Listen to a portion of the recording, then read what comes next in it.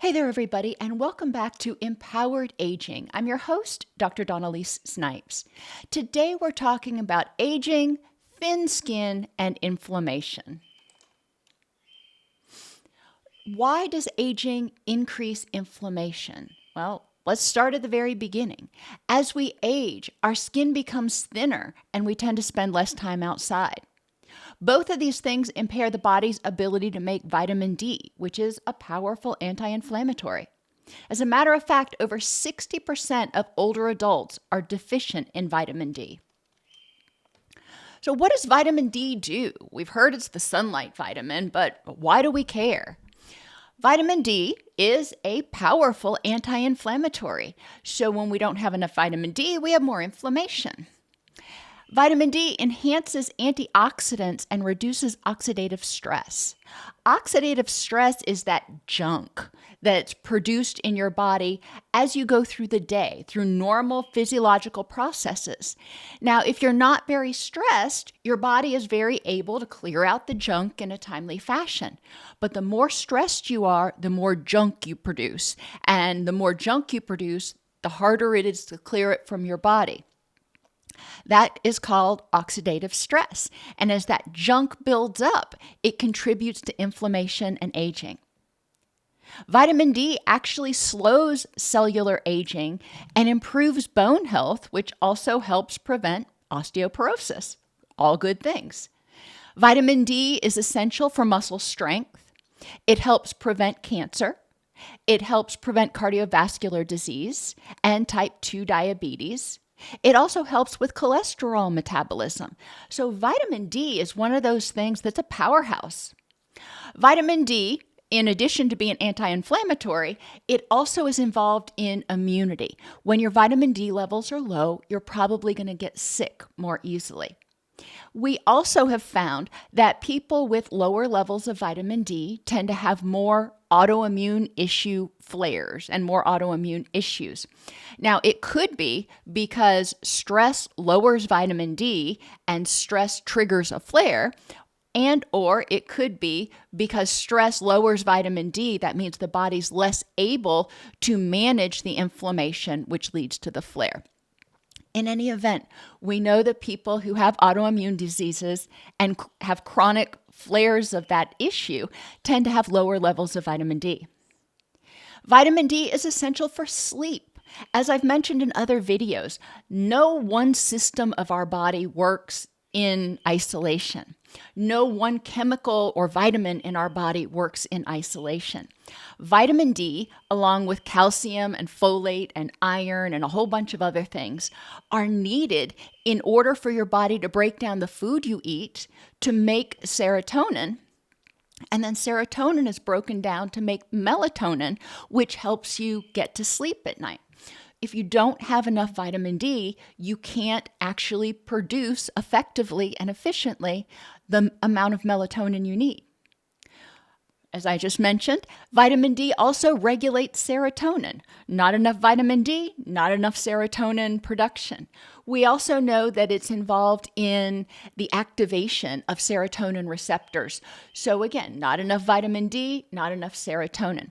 Serotonin is usually thought of as our feel-good chemical, but there are a lot of other things that serotonin does. Serotonin is strongly involved in our gut motility and gut inflammation or not inflammation.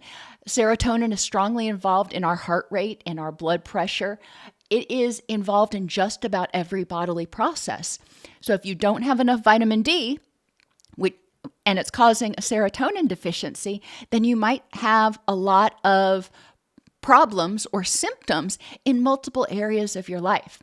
Now, remember I said over 60% of older adults are vitamin D deficient. So how many of the symptoms you have right now might be being caused by a vitamin D deficiency? Let's keep going, and I'll tell you how to figure that out in a few minutes. Vitamin D actually helps prevent, it doesn't improve, it helps prevent hearing loss in people with diabetes and in older adults. How does it do that?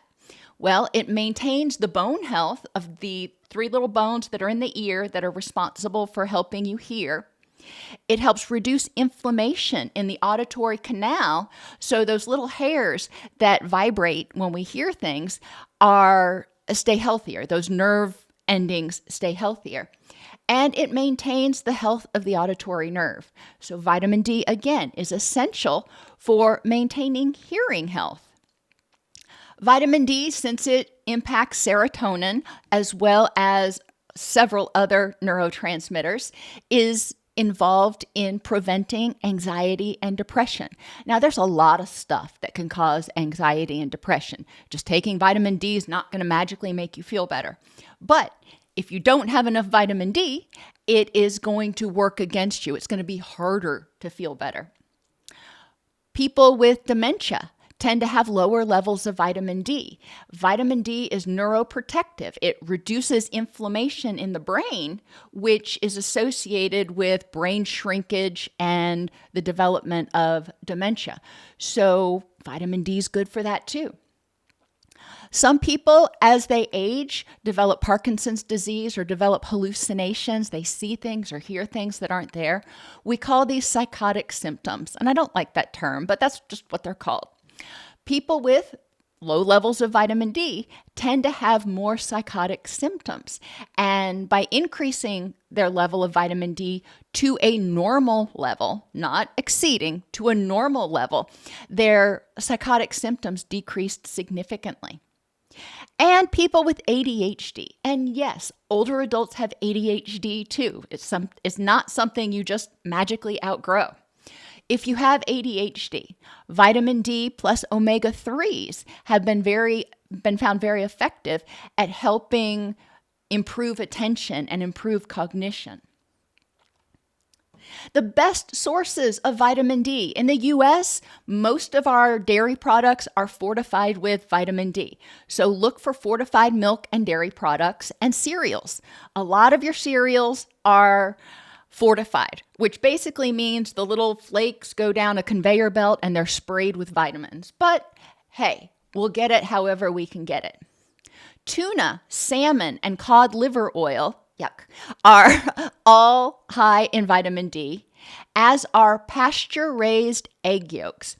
Pasture-raised is important. When the egg yolks are that really rich, dark yellow, dark orange color, we know that it's got more nutrients in it, and one of those is vitamin D. But the feed that the chickens are given definitely impacts the vitamin D levels. And if they're only getting pellets all the time, they're not going to have the level of omega-3s and vitamin D that they could have if they were in pasture. There are a lot of things that alter vitamin D. You may be eating enough vitamin D and getting enough sunlight, but hey, guess what? You're still not getting enough vitamin D. Stress, any kind of stress, anything that triggers your stress response, whether it's you're too hot, you're too cold, you're angry, your neighbor down the hall is being gossipy, your kids are driving you nuts, whatever it is, anything that triggers your stress response is going to cause the release of cortisol.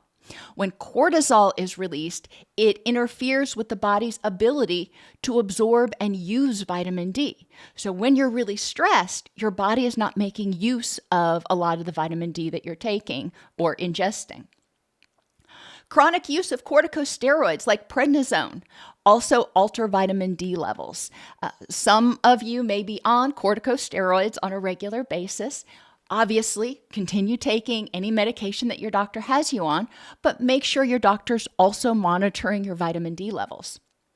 Proton pump inhibitors and H2 blockers, your antacids and belly medications, those also alter vitamin D absorption. Metformin is a medication that a lot of people with diabetes used to be on. I don't know if they're still on it, but metformin can impair vitamin D absorption. Impaired intestinal absorption just from aging. As we get older, our body is less able to absorb the vitamin D that we eat. So you may, again, be eating a great diet, but it's just not quite enough. Decreased liver and kidney function impair your ability to convert vitamin D to its active or usable forms. Again, you don't have to have cirrhosis or kidney disease. As we age, our liver and kidney don't work as well. They're starting to get old. And we have to recognize that. They've slowed down just like we have.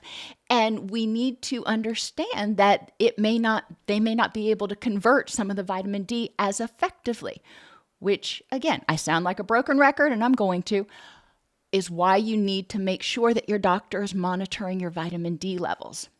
As we age, our skin thins. When our skin thins, it is less able to convert sunlight into vitamin D. Most people used to think, oh, I get enough vitamin D just going outside. Well, as we age, we tend to stay inside more. We tend to get hot easier, so we don't want to go outside, especially in the summer.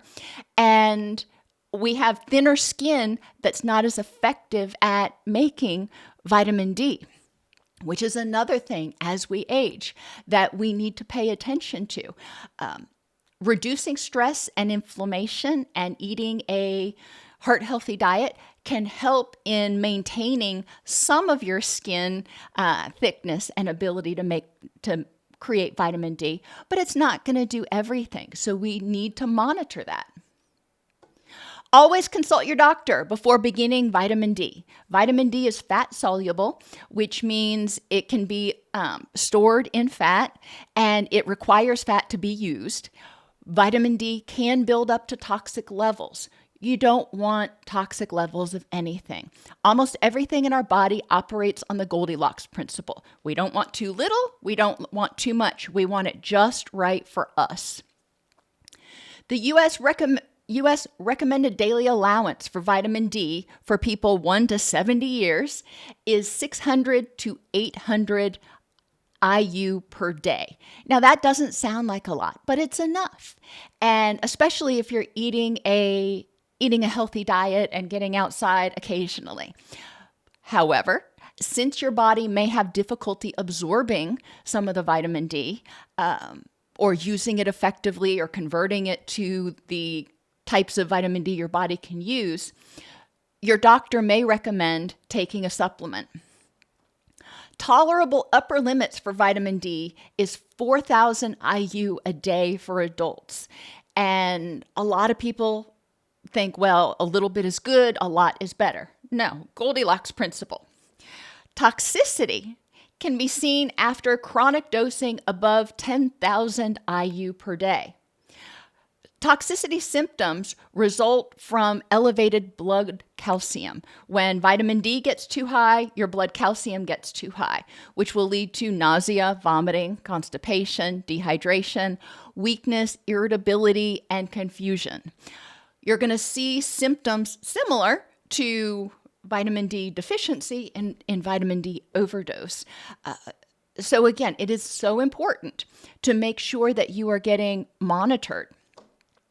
Always consult your doctor before beginning supplements. Most physicians evaluate your vitamin D levels during your annual physical, but I encourage you to advocate for yourself. Some doctors don't. I don't know why, but they don't. Ask your doctor at your physical every year to ensure that they check your vitamin D, your calcium, your iron, and your B12 levels. If any of those are out of whack, it's going to affect your mood and your cognition and your energy levels and everything else. Having the right amount of vitamin D is essential for regulating sleep, mood, inflammation, and just thinking, being able to think clearly. If this was helpful, please remember to click that little like button down there and click the subscribe button so you get notified each time I release a new video.